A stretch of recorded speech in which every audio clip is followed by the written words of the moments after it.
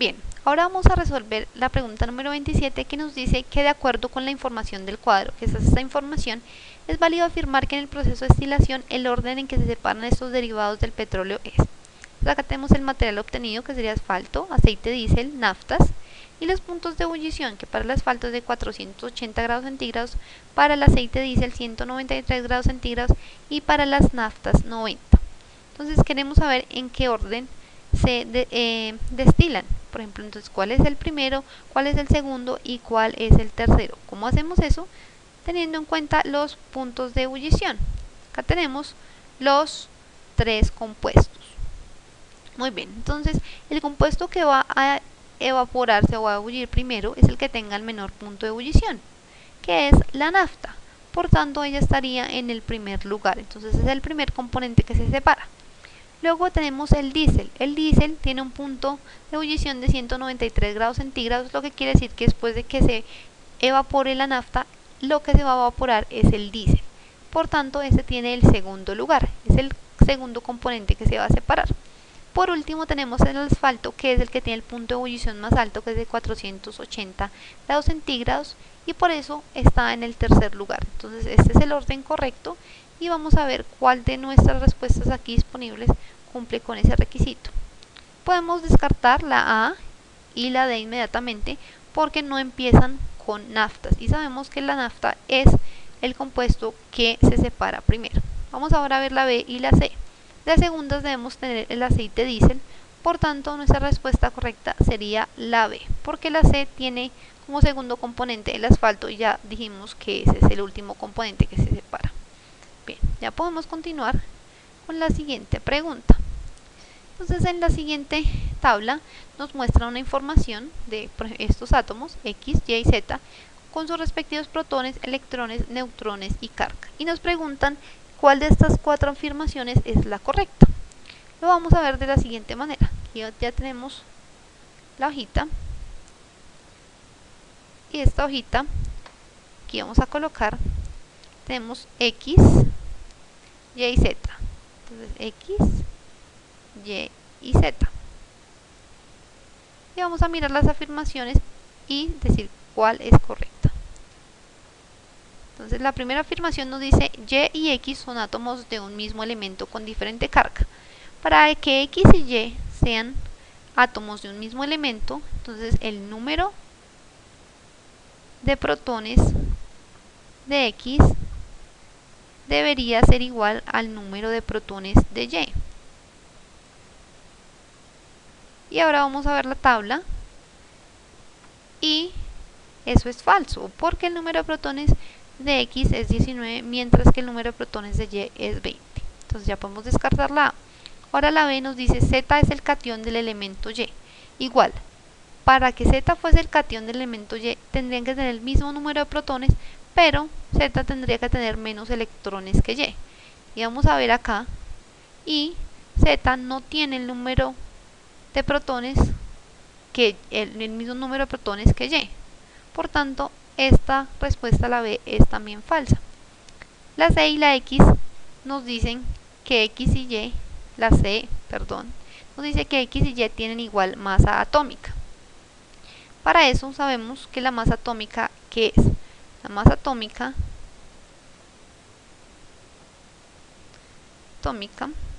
es la suma de los protones más los neutrones, más el número de neutrones. Entonces vamos a ver si X y Y tienen el mismo número de masa atómica. Entonces vamos a sumar protones más neutrones para cada uno. Masa atómica. Muy bien. Entonces la masa atómica es igual a, para X, entonces miremos acá, serían 19 protones más 20 neutrones, me daría 39 en total. 39. Entonces para X. Y para Y tendremos una masa atómica de, acá lo vemos,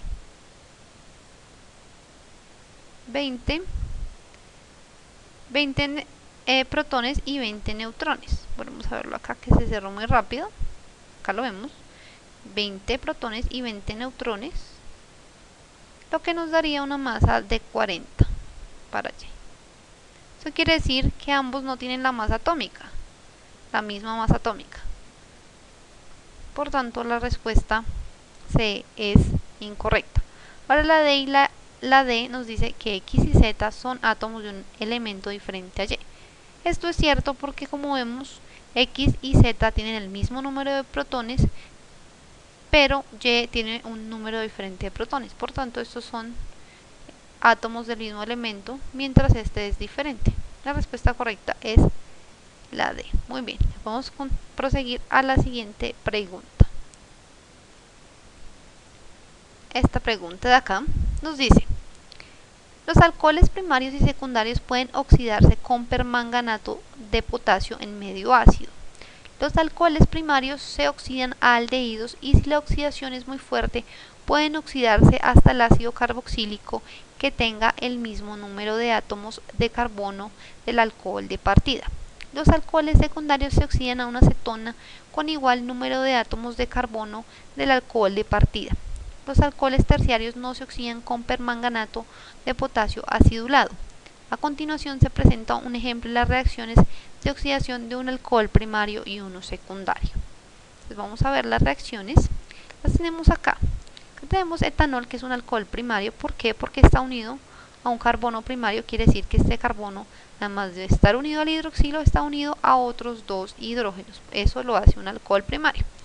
Ahora se oxida usando permanganato de potasio en un medio ácido y se forma el aldehído. Ya sabemos que el aldehído lo reconocemos porque tiene un carbón unido con un doble enlace al oxígeno y por el otro lado tiene un hidrógeno.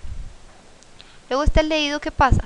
Vuelve y se oxida y forma el ácido carboxílico correspondiente, que sería en este caso el ácido etanoico. ¿Por qué? Porque tanto el aldehído como el ácido deben tener el mismo número de carbonos del alcohol de partida, que en este caso es 2. El alcohol aquí lo reconocemos porque tenemos un doble enlace con el oxígeno. Aquí el carbono tiene el doble enlace con el oxígeno y en el otro lado tiene un enlace sencillo con un grupo OH. Bien, esta es la primera reacción. Ahora la segunda, tenemos un alcohol con 3 carbonos, que es el 2-propanol. 2-propanol, ¿por qué? Porque tiene el hidroxilo acá en el segundo carbono y es un alcohol secundario. ¿Por qué? Porque está unido a un carbono secundario. ¿Qué quiere decir eso? Que el carbono, este que tenemos acá, está unido solamente a un hidrógeno. Bien, este alcohol secundario se oxida usando permanganato de potasio y se vuelve una acetona, que en este caso es la propanona, porque también tiene que tener el mismo número de carbonos del alcohol inicial, y en este caso tenemos este enlace acá, que es lo que caracteriza una acetona. Eso serían las dos cadenas R, esta y esta, y acá tenemos el doble enlace con el oxígeno. Muy bien, ahora tenemos 3 tubos de ensayo en los que se encuentran contenidos 3 alcoholes diferentes. Al tubo 1 se le adiciona permanganato de potasio acidulado y se forma una acetona. Al 2 se le adiciona permanganato de potasio acidulado de baja concentración, formándose un aldehído. Y por último, al tubo 3 se le adiciona permanganato acidulado, formándose un ácido carboxílico. De acuerdo con esto, es válido afirmar que antes de adicionar el permanganato los tubos contenían respectivamente. Vamos a encontrar la respuesta de una manera muy fácil. Entonces tenemos acá esto. Bien, tenemos que un alcohol primario, borremos aquí esto. Ok, entonces el alcohol, vamos a colocarlo así, primario 1, me va a dar que un aldehído o un ácido carboxílico. Muy bien. El alcohol secundario, vamos a colocarlo como A2, me va a dar, cuando se oxida con permanganato, me va a dar una acetona. Y el alcohol terciario no se oxida con el permanganato, entonces me va a dar nada. Coloquémoslo así como nada. Bien, Ahora me dicen que tengo 3 tubitos de ensayo. Vamos a colocarlos acá. 3 tubos de ensayo. Aquí, primero, el segundo y un tercero. Vamos a colocarlo acá de este color. Bien. Me dicen que en el primer tubo de ensayo yo agregué permanganato y en este lo que yo obtuve es lo siguiente. Yo tuve una cetona. Entonces acá tengo cetona en este primer tubo. Entonces acá tengo una cetona. Acá en este segundo se produjo un aldehído. Y en el tercero se produjo ácido carboxílico. Y me están preguntando de qué alcohol partieron. O sea, qué alcohol había inicialmente en este tubo de ensayo que tenemos acá. Colocémoslo así. Entonces acá yo tenía un alcohol inicial. A ello le agregué, a todos tres, les agregué permanganato. Y ellos se oxidaron en cada uno de esos compuestos que tengo acá abajo. Entonces aquí en el primero tuvimos una acetona, en el segundo un aldehído y en el tercero un ácido carboxílico. De esta forma, sabiendo qué se produjo, podemos saber qué alcohol teníamos aquí inicialmente. ¿Por qué? Porque ya dijimos que el alcohol secundario me da una acetona al oxidarse. Entonces aquí tendríamos un alcohol secundario. Tenemos un alcohol secundario. Para el segundo, vemos que los alcoholes primarios me dan aldehídos. Entonces este sería un alcohol primario. Por último, este que tenemos acá es un ácido carboxílico que se produjo, por tanto también viene de un alcohol primario, porque como sabemos el alcohol primario se oxida en aldehídos o ácidos carboxílicos. De esta manera ya podemos encontrar la respuesta correcta, que nos dice lo siguiente. Entonces, ¿qué tenemos en cada uno de los tubos? Entonces ya sabemos, en el tubo 1 vamos a tener un alcohol secundario, en el tubo 2 uno primario y en el tubo 3 otro primario. Entonces vamos a buscar la respuesta que tenga en el primer tubo alcohol secundario. Esas son la B y la D. Por tanto ya podemos descartar la A y la C. Ahora vamos a mirar, el segundo tubo debe tener un alcohol primario. En el B tenemos un alcohol secundario, por tanto la B es incorrecta y la D es la correcta, porque tenemos en el primer tubo de ensayo un alcohol secundario, en el segundo un alcohol primario y en el tercero también un alcohol primario. Bien, ya podemos pasar a la siguiente pregunta, y esta nos dice: los alcoholes primarios y secundarios pueden oxidarse con permanganato en medio ácido. Los alcoholes primarios se oxidan aldehídos y si la oxidación es muy fuerte pueden oxidarse hasta el ácido carboxílico que tenga el mismo número de átomos de carbono del alcohol de partida. Los alcoholes secundarios se oxidan a una acetona con igual número de átomos de carbono del alcohol de partida. Los alcoholes terciarios no se oxidan con permanganato acidulado. A continuación se presenta un ejemplo de las reacciones de oxidación de un alcohol primario y uno secundario. Este es el mismo enunciado que teníamos en la pregunta número 30, con las dos mismas reacciones. Pero aquí nos están diciendo que después de la oxidación en el tubo 1 se formó la sustancia 3-hexanona. De acuerdo con esto, el alcohol que contenía el tubo 1 antes de la oxidación es. Entonces vamos a hacerlo acá. Decimos, vamos a borrar esto de acá, que tenemos una cetona, o sea, al final de todo este proceso tenemos una cetona. ¿De dónde vienen las cetonas? Pues de la oxidación de un alcohol secundario con permanganato de potasio. Entonces acá tenemos el siguiente alcohol. Entonces tenemos esta cetona que es la 3-hexanona, como nos dice acá, 3-hexanona, y quiere decir 3-hexanona, que acá, vamos a verlo acá, en el tercer carbono es donde yo tengo el grupo que me identifica la cetona. Entonces empezamos a enumerar desde acá 1, 2, 3, 4, 5, 6. Entonces en el carbono 3 está el grupo cetona. Por eso es la 3-hexanona. Y hexa, pues porque tenemos 6 carbonos en esta estructura.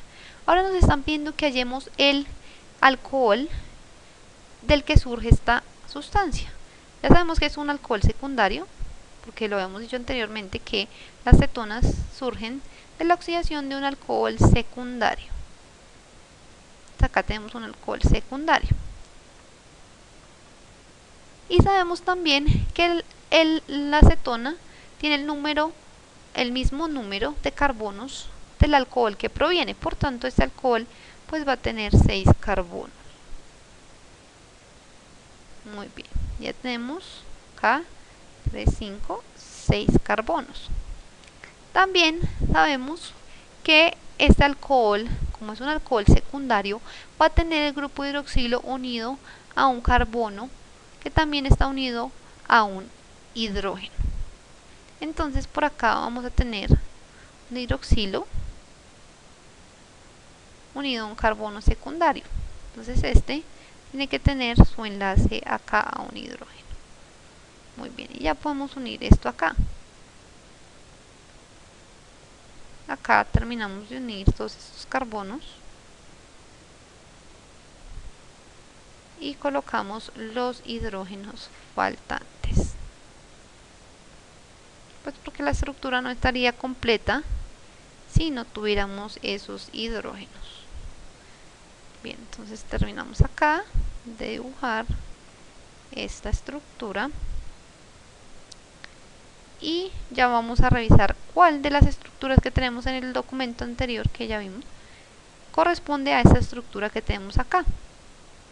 Pero primero ustedes se preguntarán por qué coloqué el hidroxilo en el carbono 3. Pues porque aquí el enlace doble del grupo cetona está en el carbono 3, por tanto el grupo hidroxilo también debe estar en el carbono 3. Ahora vamos a ver cuál estructura corresponde a esta. Y en este caso vamos a colocarlo un poco aquí abajo. Y el alcohol que corresponde es el 3-hexanol, el B. ¿Por qué? Porque miren, acá tenemos el hidroxilo unido al carbono 3 y de resto tenemos la misma estructura de carbonos unidos a hidrógeno. Ese no nos sirve porque, como vemos acá, tendríamos el grupo OH unido al primer carbono, uno eso, y lo otro, este sería un alcohol primario y no uno secundario. En el C tenemos que sí tenemos un alcohol secundario porque este hidroxilo está unido a un carbono que está también unido a un hidrógeno, pero en este caso no tenemos el grupo hidroxilo ubicado en el carbono correcto, que sería el 3. En la D tenemos que esta es una estructura completamente diferente a la estructura que estamos buscando, porque aquí hay más ramificaciones y tiene estas uniones acá con los hidrógenos y los carbonos, y acá simplemente está separada, es como si fuesen dos estructuras diferentes, como lo vemos acá. Entonces la respuesta D tampoco es correcta. En conclusión, la respuesta correcta es la B. Bien, vamos a proseguir. Y la pregunta 32 nos dice: las diferentes mezclas que se preparan con cloruro de sodio y agua pueden representarse en un segmento de recta, en el cual los extremos indican las sustancias puras y los puntos intermedios representan el valor del porcentaje peso a peso de cada componente, de cada mezcla, cada componente en la mezcla. Bien, entonces tenemos esta recta que tenemos acá, y acá vemos que hacia este lado, en la parte de arriba, aumenta la concentración de cloruro de sodio, y hacia acá, en la escala de abajo, aumenta la concentración de agua. Ahora nos dice que se tiene una solución de NaCl cuya concentración se indica en el punto 1 de la gráfica. Si a través de algún punto, de algún proceso experimental, el valor de la concentración cambia del indicado en el punto 1 al punto 2, es válido afirmar que A. Disminuye la concentración de la solución NaCl, B. Aumenta la cantidad de agua en la solución, C, aumenta la concentración de la solución de NaCl, o D, permanece constante la cantidad de agua en la solución. Como vamos acá, si nos movemos desde el punto 1 hasta el punto 2, obviamente la cantidad de agua de la solución no va a permanecer constante porque esta va hacia allá, lo que indica que va a bajar. Por lo tanto, ya la D la podemos descartar. La A nos dice que disminuye la concentración de la solución de NaCl. En este caso, como vemos, el aumento de concentración de NaCl se presenta hacia allá, lo cual nos diría que esto sí es correcto, porque del punto 1 al punto 2 la concentración de la solución de NaCl aumenta.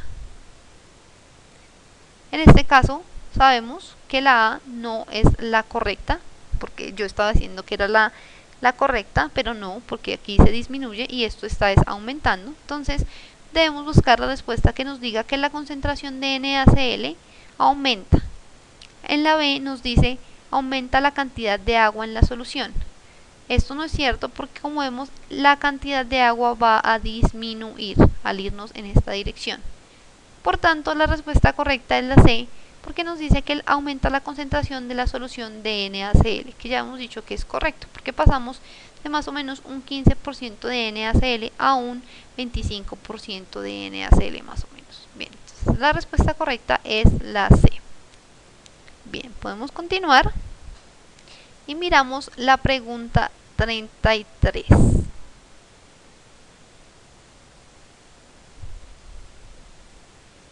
Bien, en la pregunta 33 tenemos también el mismo gráfico de la pregunta 32 y también tenemos una mezcla de NaCl y agua. Acá también la concentración pasa del punto 1 al punto 2 y hacia allá aumenta la concentración de NaCl y hacia acá la concentración de agua o el porcentaje de agua.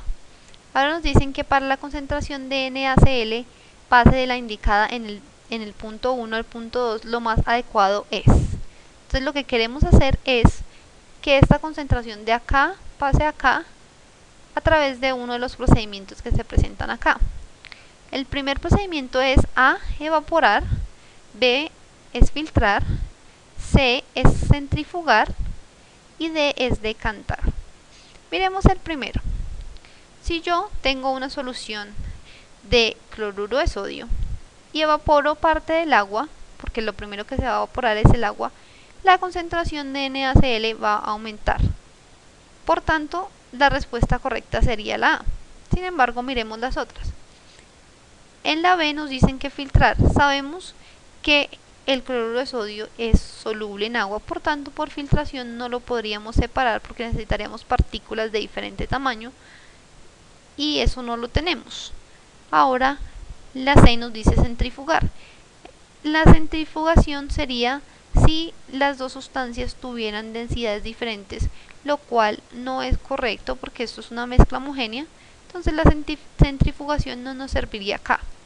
La D es decantación, lo mismo, sería por diferencia de densidades, pero pues este no usa la fuerza centrífuga como la usa la centrifugación, pero aquí no tenemos diferentes densidades en la solución de NaCl, por tanto, este nos serviría para aumentar la concentración de NaCl en la solución. Entonces nuestra respuesta es la A.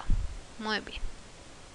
Vamos a proseguir con la siguiente pregunta, que nos dice que una forma de obtener ácidos carboxílicos es la oxidación de alcoholes primarios cuando su grupo funcional OH se localiza en un carbono terminal.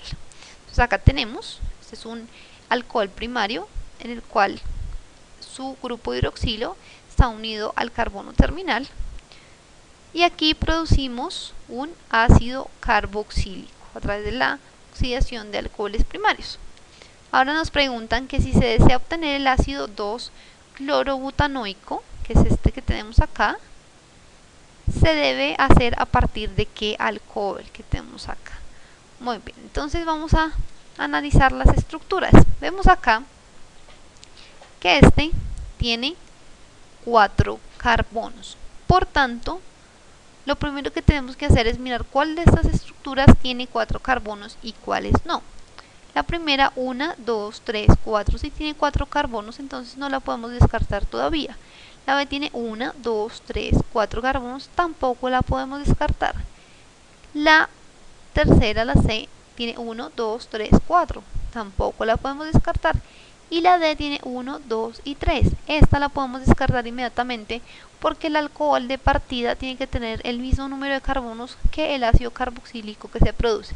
Por tanto, la D ya sabemos que es incorrecta. Ahora vamos a mirar y sabemos que como proviene de un alcohol primario, este alcohol, una de las estructuras que tenemos que acá, tiene que tener un alcohol unido a un carbono primario y terminal. Entonces, acá tenemos, en la primera la A, tenemos que este hidroxilo está unido a un carbono terminal, pero este no es un carbono primario porque solo tiene un hidrógeno unido a este átomo de acá.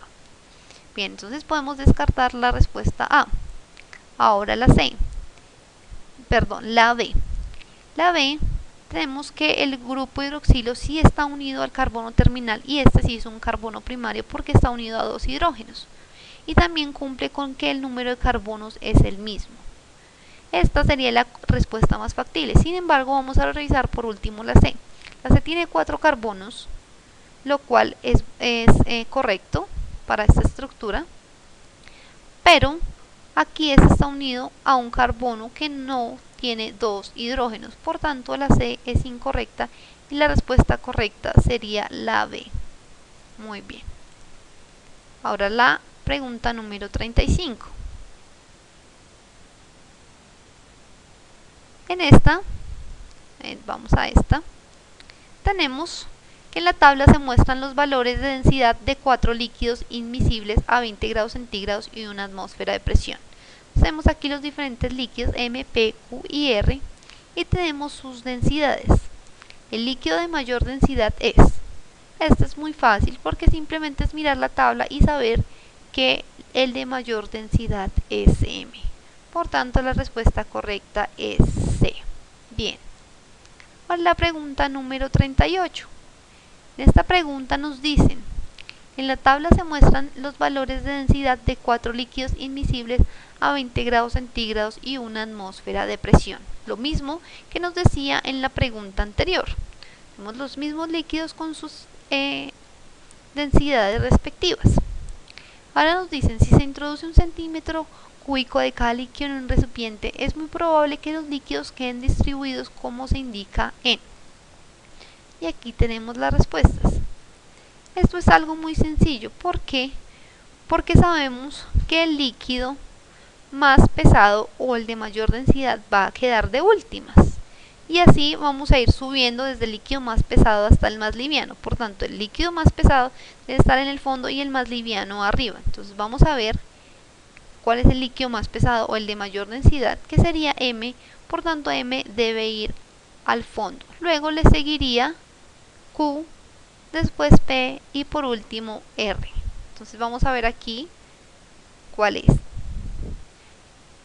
En estos dos, miremos el color que tiene M en este caso, o la representación de M. M es el de puntitos, entonces donde no esté M al fondo las podemos descartar. En este caso sería A y B, porque no está M al fondo. Nos quedarían B y C. Ahora el líquido que sigue, este que tenemos acá, ya hemos visto la tabla, es Q. Entonces Q debe ir de segundas de abajo hacia arriba. ¿Cuál es Q? Q es este color, por tanto sería esta o esta. Ambas podrían ser correctas, pero ahora miramos los otros dos. El que le sigue sería P y por último R. Entonces vamos a buscar cuál de estas cumple con esas condiciones. Aquí vemos que P es este color, por lo tanto va aquí, va de terceras y luego va R. Entonces esta es la respuesta correcta porque esta sí cumple con el orden de densidades. Aquí va el de mayor densidad, luego el otro que le sigue, luego el otro y por último el de menor densidad. Bien, continuamos con las preguntas y acá tenemos la misma tabla con los mismos valores de densidad para los 4 líquidos inmiscibles a 20 grados centígrados y una atmósfera de presión. Ahora nos dicen que si en otro recipiente se introduce 1 centímetro cúbico de M, 2 centímetros cúbicos de P y 3 centímetros cúbicos de Q y 4 centímetros de R, es muy probable que los líquidos queden distribuidos como se indica. En este caso es importante notar que el orden de estos componentes no va a variar porque su densidad no varía. No interesa qué volumen yo tenga,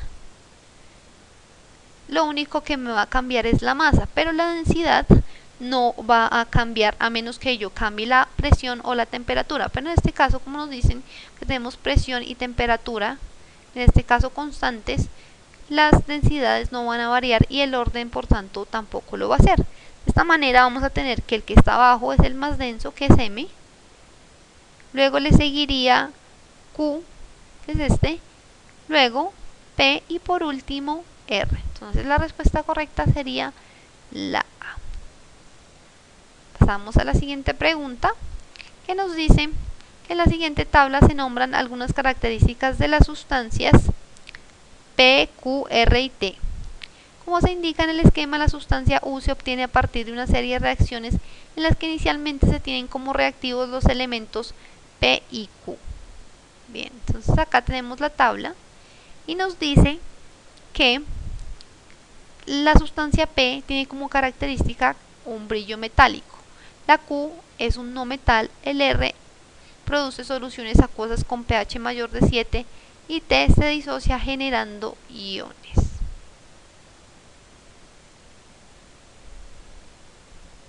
Bueno, entonces aquí ya tenemos las características de cada una de estas sustancias y aquí estamos viendo cómo reaccionan. Por ejemplo, aquí la sustancia P se une al agua, me da la sustancia R, aquí la sustancia Q se une con el oxígeno, me da la sustancia S se une con agua y me da la sustancia T, y por último se unen la sustancia T y la R para dar la sustancia U.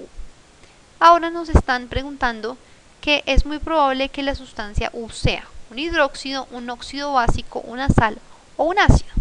Para esto podemos simplemente mirar qué características tienen la sustancia R y la T. Si eso no es suficiente, pues entraríamos a mirar las características de las demás sustancias que la producen.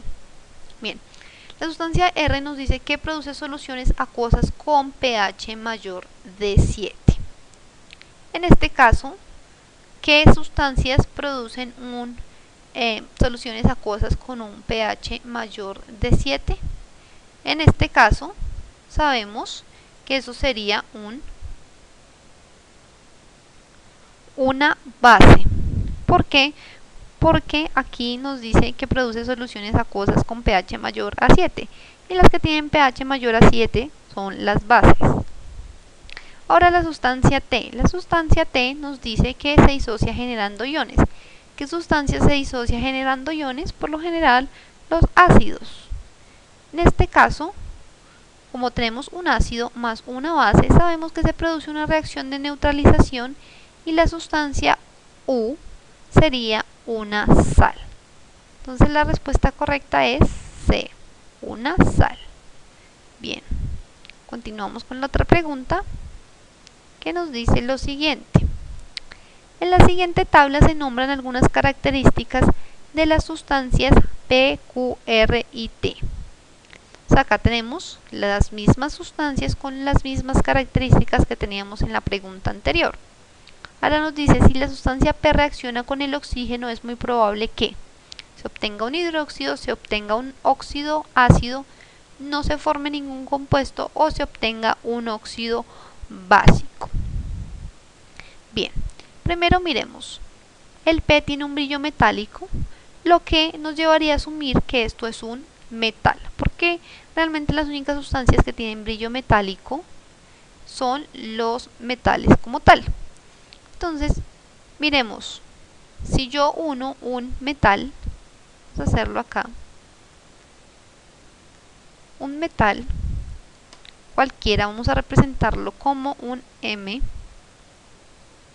tengo un metal y lo uno a oxígeno, ¿eso qué me va a dar? El oxígeno tiene carga negativa y el metal carga positiva, número de oxidación positivo y este número de oxidación negativo.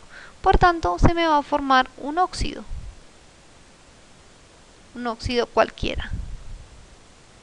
¿Pero qué tipo de óxido es este? Es un óxido básico. ¿Por qué? Porque es la combinación de un metal con el oxígeno. Entonces, esta es nuestra respuesta correcta. Fue muy sencilla de conseguir. Al hacer reaccionar P con oxígeno, como P es un metal, se va a producir un óxido básico, que es la respuesta D. Bien.